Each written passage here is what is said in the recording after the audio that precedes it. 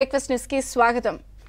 తల్లికి అన్నం పెట్టలేనోడు పిన్నమ్మకి పట్టుచీర కొంటాను అన్నది సామెత.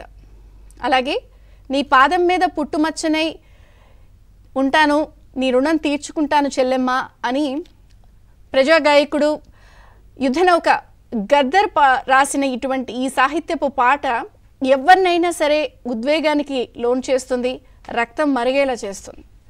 ఇదంతా ఎందుకు చెప్తున్నానంటే కళ్ళ ముందే అన్ని నిజాలు కనిపిస్తూ ఉంటాయి. కళ్ళ ముందు ఏం జరుగుతుందో అన్నీ ఉంటాయి. కానీ ఏం జరిగినా సరే ఏముందిలే, ప్రజల్ని ఏమార్చేయచ్చు, లేదా మనం చెప్పింది నమ్మేస్తారులే, ఒక అకౌంట్లో ఒక 5,000 10,000 వేసేస్తే అంతా కూడా మనకి నచ్చినట్టు జరిగిపోతుందిలే అనే పరిస్థితి ఆంధ్రప్రదేశ్ ముఖ్యమంత్రి జగన్మోహన్ రెడ్డి గారి ఆలోచన తీరుతెన్ ఇలాగే ఉందంటే అవునని అనిపిస్తుంది. ఎందుకు ఇదంతా చెప్పాల్సి వస్తుందంటే తాజాగా కడప ఎంపీ అభ్యర్థి షర్మిల గారు నామినేషన్ వేశారు. ఆ నామినేషన్ సందర్భంగా ఆవిడ తన ఆస్తులు ఎంతున్నాయి, అప్పులు ఎంతున్నాయి, తనకి సంబంధించిన అనేక వివరాల నామినేషన్లో పొందుపరిచారు. చాలామంది ఆసక్తిగా ఆ నామినేషన్కి సంబంధించిన సమాచారాన్ని చూశారు. ఎందుకంటే ఇప్పటి వరకు కూడా ఆవిడెప్పుడూ కూడా ప్రత్యక్ష బరిలోకి దిగింది లేదు, రాజకీయాల్లో కూడా ఇంత యాక్టివ్గా లేరు. గతంలో తన అన్న ముఖ్యమంత్రి కావడం కోసం పాదయాత్ర చేసినా, పార్టీ పెట్టినా కూడా పూర్తి స్థాయిలో బరిలో రేస్లో ఉండటం ఇదే తొలిసారి. దాంతో నామినేషన్ దాఖలు చేసినప్పుడు ఆవిడ పొందుపరిచిన అంశాలపై రాష్ట్ర వ్యాప్తంగా కూడా చాలా చర్చ, ఆసక్తికరంగా అందరూ చూశారు. ఈ సందర్భంగా ఆవిడ నామినేషన్ దాఖలు చేసినప్పుడు అందులో అప్పులకి సంబంధించిన ఏదైతే కేటగిరీ ఉందో 82 కోట్ల పైచీలకు డబ్బుల్ని ఆంధ్రప్రదేశ్ ముఖ్యమంత్రి జగన్మోహన్ రెడ్డి గారి దగ్గర తీసుకున్నట్టు చూపించారు. ఒక 19.56 లక్షల చేంజ్ భారత గారి దగ్గర నుంచి తీసుకున్నట్టుగా చూపించారు.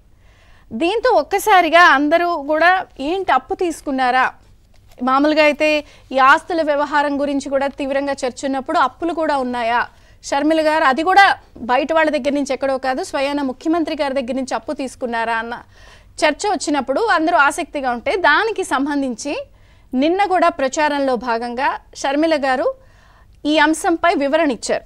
ఏమని ఇచ్చారు? ఎన్నికల అఫిడవిట్లో పేర్కొన్న అంశాలపై ఆసక్తికర వ్యాఖ్యలు చేసింది ఆవిడ.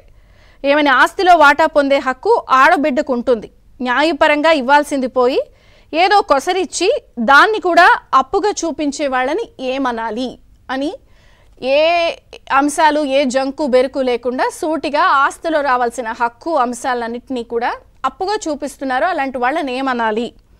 అలాగే ఆమె సీఎం జగన్ పై కూడా అసహనం వ్యక్తం చేశారు. జగన్ నాకు అప్పిచ్చారని అఫిడవిట్లో చూపించాను. అదే విషయంపై ఇప్పుడు మీ అందరికీ క్లారిటీ ఇస్తున్నాను.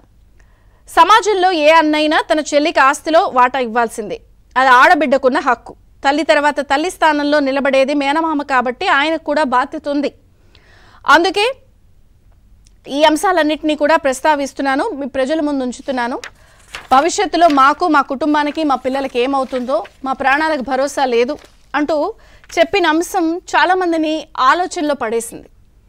ఇది కేవలం ఒక అప్పు అంశమే కాదు, ప్రత్యర్థులు లేకపోతే జగన్మోహన్ రెడ్డి గారి భజన పరులు వాళ్ళంతా కూడా ఇదేదో ఒక ఫ్యామిలీ అంశమో లేకపోతే ప్రతిపక్షాల ట్రాపో అని నెట్టేసే ప్రయత్నం చేస్తున్నా కూడా ఆంధ్రప్రదేశ్ ప్రజానికం యావత్తూ కూడా ఈ అంశాన్ని చాలా జాగ్రత్తగా ఆలోచిస్తోంది.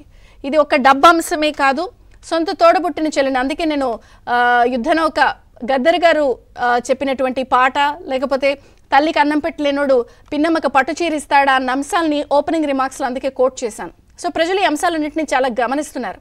అంటే ఒక అకౌంట్లో ఒక 4 డబ్బులు వేసి ఏమార్చేస్తే అటు ప్రజల్ని, అలాగే సాయం చేస్తున్నట్టు లేదా గిఫ్ట్గా ఇచ్చిన అంశాన్ని కూడా అప్పుగా చూపించే అటు సొంత చెల్లెళ్ళని, తోడపుట్టుకుని రక్తం పంచుకుని పుట్టుకున్న చెల్లెళ్ళని ఇలా చేస్తుంటే ఇప్పుడు ప్రజలందరూ కూడా అది తల్లైనా, చెల్లైనా, కుటుంబీకులైనా, రక్త సంబంధికులైనా, ఆఖరికి ప్రజలైనా కూడా ముఖ్యమంత్రి గారికి కేవలం పదవీకాంక్ష, తన రాజకీయ ప్రయోజనాల కోసం ఎవరినైనా వాడుకుంటారా అన్నదే ఇప్పుడు తీవ్రంగా చర్చనీయాంశమైంది. ఎందుకు అంటే ఈరోజు అధికార పార్టీ వైసీపీ వాళ్ళు 2024కు సంబంధించిన మేనిఫెస్టోను కూడా సిద్ధం చేయడానికి తుది చర్చలు జరగబోతున్నాయి.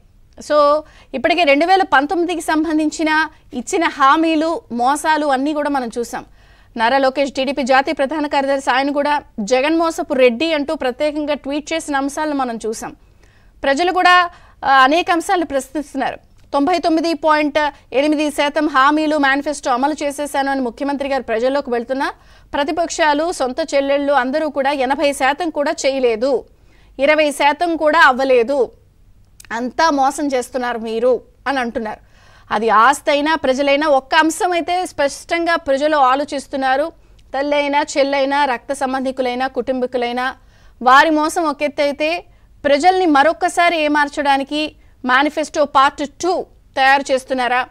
పూర్తి స్థాయిలో డబ్బు చుట్టూతోనే ఆయన రాజకీయం చేయొచ్చు అనే ఒక ఫార్ములాకి వెళ్తున్నది సక్సెస్ అవుతుందా? మరి గల్లీ టు జల్లీ జగన్ మోసాలకు సంబంధించిన అంశంపై చర్చ ప్రారంభిద్దాం. చిన్న విరామం తర్వాత